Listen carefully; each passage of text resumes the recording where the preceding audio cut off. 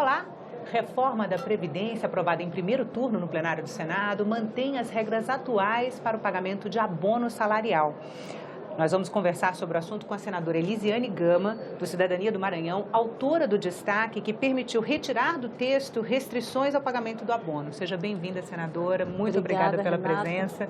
A senhora já tinha vindo aqui no programa quando conseguiu emplacar, ainda na Comissão de Constituição e Justiça, no relatório do senador Tasso Gereissati, uma outra emenda à reforma que impedia mudanças nas regras atuais para o recebimento do BPC, o benefício de prestação continuada. Agora volta para falar sobre mais uma alteração na reforma capitaneada pela senhora também, a manutenção do pagamento do abono salarial para quem recebe até 2 salários mínimos, né? Isso no primeiro turno de votação da reforma da Previdência no plenário do Senado.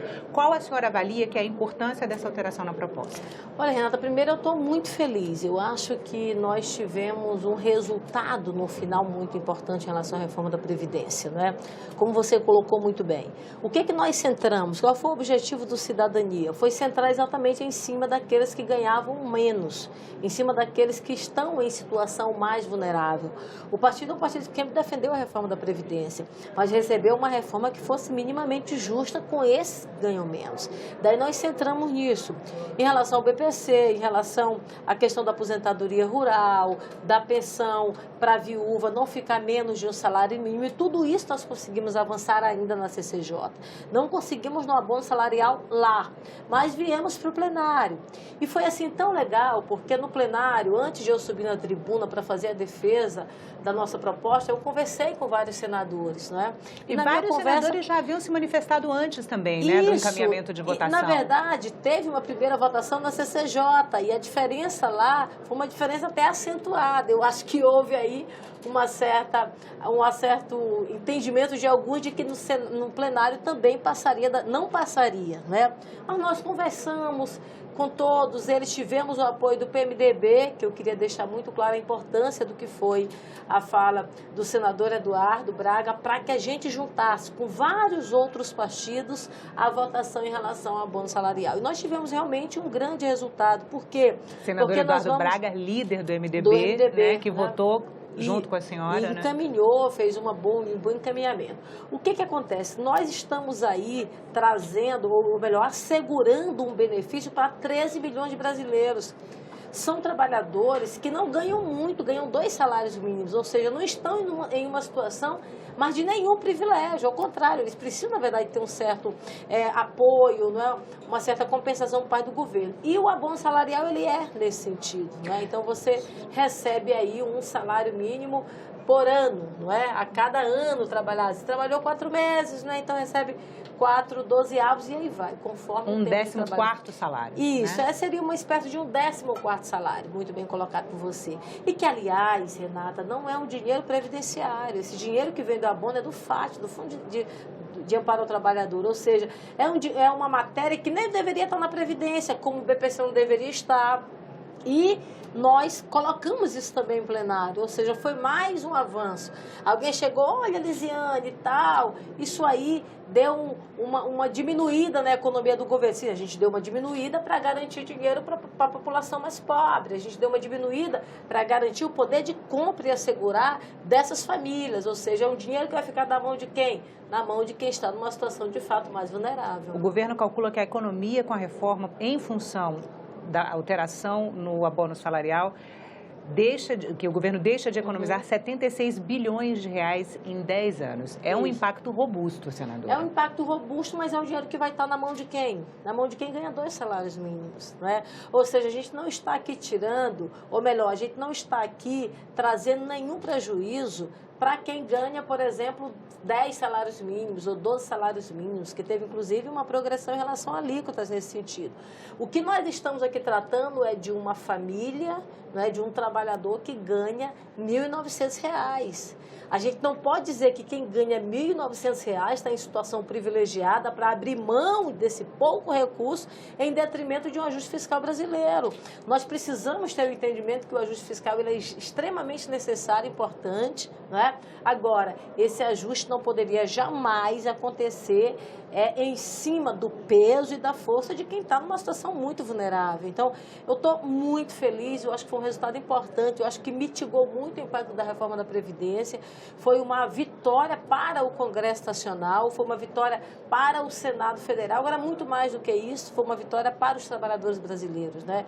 Para aqueles que estão aí trabalhando, nós estamos com milhares de desempregados no Brasil e quem ganha até 2 salários mínimos já é uma vitória, né? Que está numa situação ainda precária, mas tem alguma coisa para sobreviver ainda. Se você vai tirar um salário, seria um baque grande.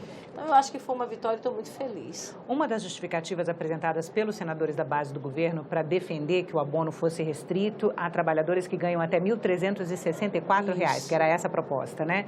É que o abono é pago com os recursos do FAT, o Fundo de Amparo ao Trabalhador, como a senhora já falou, e o FAT também paga o salário-desemprego, e faltaria recurso para os 2 benefícios. Como é que a senhora avalia a questão? Não falta recurso, até porque vem sendo feito isso. E quando você diz que falta recurso, quando há essa justificativa da base do governo, é porque ele está considerando a atual situação fiscal nacional. Agora, nós temos uma reforma da Previdência que vai estar economizando quase R$1 trilhão, né? Então, se você está economizando aí cerca de 900 bilhões de reais, quase R$1 trilhão, esse impacto é minúsculo diante desse bolo final, né? A conta que o governo faz agora é que reduz de 870 bilhões para cerca de 876 bilhões para 800 bilhões, né? Mas é o que eu estou dizendo, há uma redução de fato em relação ao valor geral, mas está aonde? Onde é que esse dinheiro está ficando? Está ficando nos pequenos municípios, né? Nas cidades mais aonde esse dinheiro significa muito para a movimentação da economia local. Então, qual é o impacto da manutenção do abono para a economia desses pequenos municípios? Ela é muito importante. A reforma da Previdência como um todo, ela acaba trazendo alguns prejuízos na ordem de 30% a 40% da economia de pequenos municípios. Daí abrange, por exemplo, os vários tipos de aposentadoria e inclusive a questão do abono salarial. Então, a gente não pode pesar a mão sobre quem está numa situação mais vulnerável. Eu acho que o que nós obtivemos ontem, que foi o sucesso dessa votação, né, e a garantia de ficar na mão do trabalhador brasileiro, uma luta histórica, não é? E um resultado, um ganho histórico no Brasil, uma conquista histórica no Brasil, que foi o abono salarial, eu não tenho nenhuma dúvida que foi um grande resultado que o Congresso deu para o país. E o plenário celebrou como um gol na Copa, né? Assim, a senhora ficou surpresa? Eu, na verdade... A senhora não gritou sozinha, vários senadores gritaram. Na verdade, quando a gente está ali no fogo da situação, você fica meio tenso, você não sabe se você vai ter resultado positivo ou negativo. Mas, assim, bem honestamente, eu já estava muito otimista.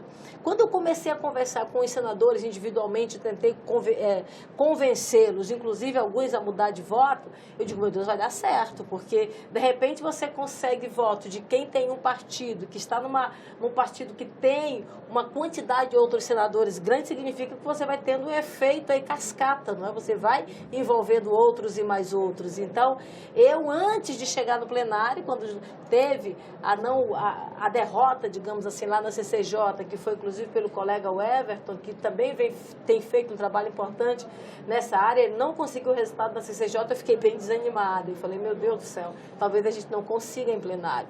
Mas quando começou a votação, já vi que realmente a gente ia ter resultado positivo. Foi o único destaque, né? Na verdade, ainda está, a gente ainda não tem todos os números, mas eu acredito que será o único destaque aprovado aqui no Senado. E que é uma coisa que é bom sempre lembrar.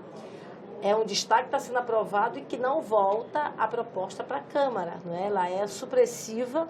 O que nós teremos a partir disso é a promulgação da PEC, ou seja, esta alteração, ela só trouxe ganhos, ela não trouxe nenhum prejuízo. A reforma da Previdência, com essa economia de R$1 trilhão aproximadamente, ela vai transcorrer, normalmente será promulgada tão logo aí pelo Congresso Nacional, logo após o segundo turno das votações. Senadora, esse foi o primeiro turno da votação, pode mudar ainda para o segundo turno? Não pode mudar mais, porque no segundo turno só alteração de texto, de redação. Então, a gente já não teria como fazer essa alteração, nenhum outro senador teria como fazer essa alteração no segundo turno. Eu acho que ninguém se atreve, eu acho que foi uma resposta tão bonita para o Brasil que ninguém vai tentar fazer qualquer tipo de mudança agora e nem pode, não é possível e não é bom também para o Brasil. Senadora, muito obrigada pela entrevista. Querida. A gente conversou com a senadora Elisiane Gama sobre a reforma da Previdência.